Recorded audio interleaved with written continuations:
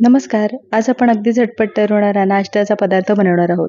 तुम्ही हा नाश्त्याला किंवा अगदी संध्याकाळच्या छोट्या भुकेसाठी किंवा रात्रीचं जेवण जर जास्त जड आवडत नसेल, तर अशा पद्धतीने हा पदार्थ बनवून खाऊ शकता. हा पदार्थ आपण घरातील उपलब्ध साहित्यामध्ये बनवणार आहोत.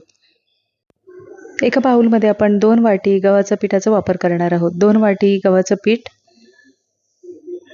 आणि 2 ते 3 चमचे आपण इथे तांदळाच्या पिठाचा वापर करणार आहोत. नसेल तर तुम्ही इथे 2 ते 3 चमचे रव्याचा वापर करू शकता. चवीनुसार मीठ आणि अर्धा चमचा आपण इथे लाल तिखट मिरची पावडरचा वापर करणार आहोत. लाल मिरची पावडर आवडत नसेल तर इथे हिरव्या मिरचीचा वापर करू शकता. 1 चमचा धणा जिरा पावडर. इथे आपण आता भाज्यांचा वापर करणार आहोत. बारीक चिरलेला गाजर, हिरव्या मिरच्या, टोमॅटो, कोबी आणि कांदा. तर इथे तुम्ही तुमच्या आवडीनुसार भाज्यांचा वापर करू शकता. बारीक चिरलेली कोथिंबीर आणि 1 चमचा आपण इथे दह्याचा वापर करणार आहोत. सर्व भाज्या आणि दही आता आपण पिठामध्ये मिक्स करून घेणार आहोत. तर इथे आता भाज्या व्यवस्थित अशा पिठामध्ये मिक्स करून झालेल्या आहेत. भाज्या मिक्स करून झाल्यानंतर आपण इथे 2 चिमूटभर आपण इथे हळदीचा वापर करणार आहोत आणि थोडं पाण्याचा वापर करून पीठ सैलसर असं भिजवून घेणार आहोत. तर इथे पाण्याचा एकदम वापर न करता थोडं पाणी मिक्स करून पीठ सैलसर असं भिजवून घेणार आहोत.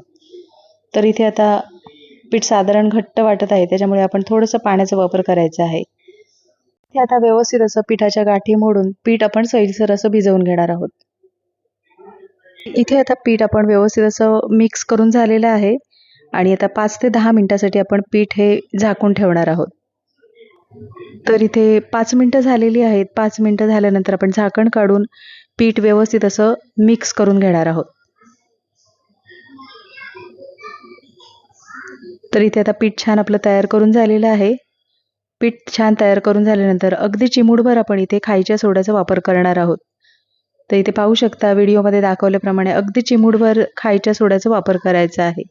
म्हणजे नाश्ता छान अगदी जाळीदार असा तयार होतो. तर इथे आता खायचा सोडा आपण मिश्रणामध्ये मिक्स करून झालेला आहे. आपण एका बाजूला तवा गरम करायला ठेवलेला आहे. तव्याला थोडंसं तेल लावून घेणार आहोत. तर इथे आपण आता तेल लावून घेतलेलं आहे तव्याला आणि छोटे असे अशा पद्धतीने आपण डोसे तयार करून घेणार आहोत. तर इथे तवा जास्त गरम करून न घेता साधारण गरम करून झाल्यानंतर आपण असे छोटे असे डोसे तयार करून घेणार आहोत. तर तुम्ही एका वेळेला 2-3 किंवा अगदी एक मोठा डोसा काढून घेतलात तरी सुद्धा चालेल. तर इथे आपण आता झाकण ठेवून आपण 1 ते 2 मिनिटासाठी वाफ देणार आहोत.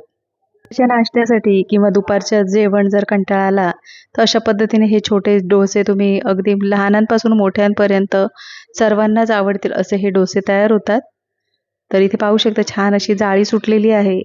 अतिशय चविष्ट असे हे डोसे तयार होतात. नक्की एकदा अशा पद्धतीने हे डोसे बनवून बघा.